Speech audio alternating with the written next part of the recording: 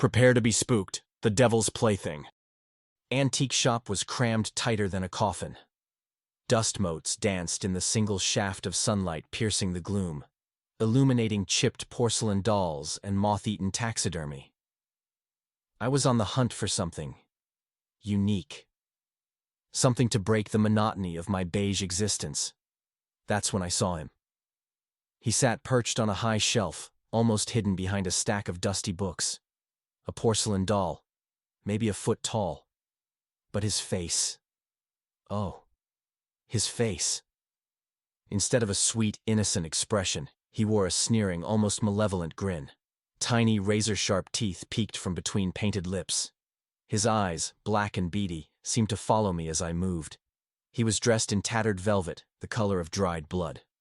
A small, tarnished silver bell hung from his neck. I felt a chill, a primal unease I hadn't experienced since I was a child hiding from thunderstorms. But the morbid curiosity was overwhelming. I had to have him. The old woman behind the counter, whose face was a road map of wrinkles, eyed me suspiciously.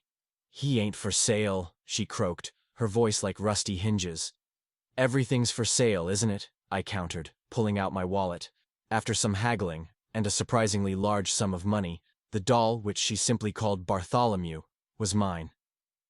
I carried him home in a velvet-lined box, a strange sense of triumph mixed with dread gnawing at my insides. The first night, nothing happened. I placed Bartholomew on my mantelpiece, feeling his gaze boring into my back as I went to bed. But the second night, that's when the nightmare began. I awoke to the faint tinkling of a bell. It was coming from the living room. Heart hammering, I crept out of bed. Bartholomew wasn't on the mantelpiece.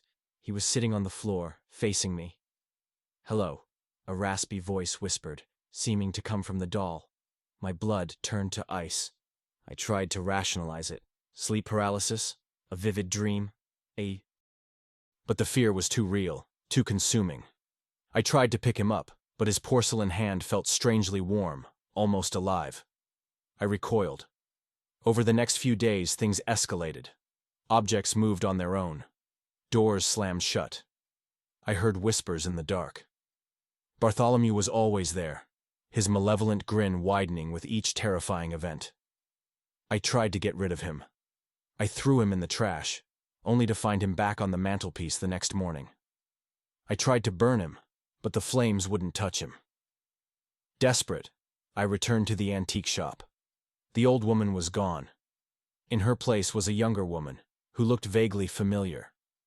"I need to return the doll," I said, my voice trembling. "Bartholomew, he's evil."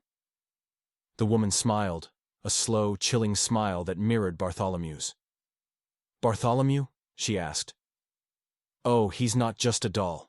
He's a family heirloom, passed down through generations." She paused, her eyes glinting with an unholy light. "My grandmother. She used to play with him all the time." She chuckled. "You see, Bartholomew only awakens when he finds a suitable vessel." She reached out, her hand brushing against my arm. And then, I understood. The whispers, the growing sense of unease, the overwhelming feeling of being watched. It wasn't just the doll. It was me. I had been slowly, subtly, being possessed. The woman smiled again, wider this time. "Welcome to the family," she whispered. "Now, let's get you fitted for your new velvet suit." The silver bell on Bartholomew's neck tinkled merrily. And in that moment, I knew. I wasn't just haunted by the devil doll. I was the devil doll. The antique shop shimmered and blurred around me, old and dark and full of waiting things. And I waited too, eh?